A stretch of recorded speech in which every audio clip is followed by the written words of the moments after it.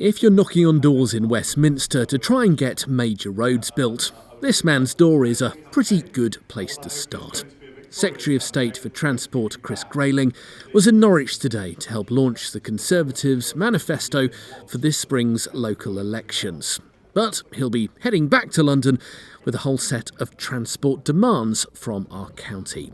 One of those is the missing link of the NDR, the chunk of the Northern Distributor Road around the top of the city that currently isn't being built, as it has to cross the countryside of the Wensum Valley. We recognise that you can't really have a big city like Norwich with a ring road that's got a bit missing, so that link will have to be sorted out.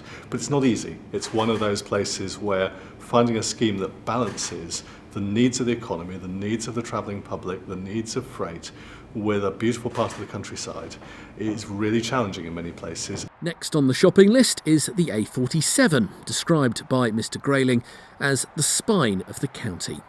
A consultation started this week on a whole series of proposed improvements all along the length of the road, from Yarmouth in the east out into Lincolnshire. Our local politicians have been pushing for years for more investment. But why is it so important, and our national government getting the message? The 47 links the East Coast to the A1 and to the Midlands. Ultimately, the whole road needs to be dualled. I think everybody accepts we have to do it in sections. It's a very long road. We need to get on with this next phase that'll put Norwich and the heart of Norfolk right at the heart of the national road network. I think there's more that needs to be done to the A47. It's going to be a rolling programme, but you can't do everything in one go, otherwise people would be in roadwork traffic lights all the way. It's something you have to do in stages, but I see this as part of a programme that will transform the A47 and make it the kind of modern link that Norfolk needs. Another pressing priority is a third river crossing for Great Yarmouth. It could look something like this, and it's claimed it could help deliver 5,000 jobs and £150 million a year to the local economy.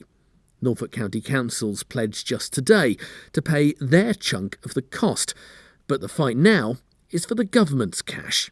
People all over the country are bidding, and we've got to make sure we're spending taxpayer money wisely. So we've got the job in Norfolk of making the case that our bid is good enough to get the success from central government. I think we've got a really good case to put forward, and I'm optimistic, but we've got to put that case forward. We've secured the money to do the business case. We've now got to get the money to actually deliver the bridge itself.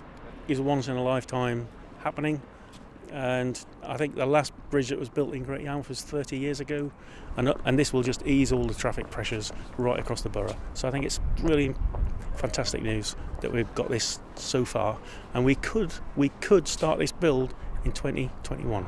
So these projects are firmly on the national government's radar, which can be half the battle. But competition for money and funding for these kind of schemes is fierce. So what has to happen now is the politicians, business and public of Norfolk has to keep the pressure on to get that money in, and then hope we don't get overtaken by other priorities. Neil Perry, Mustard TV, Pottick.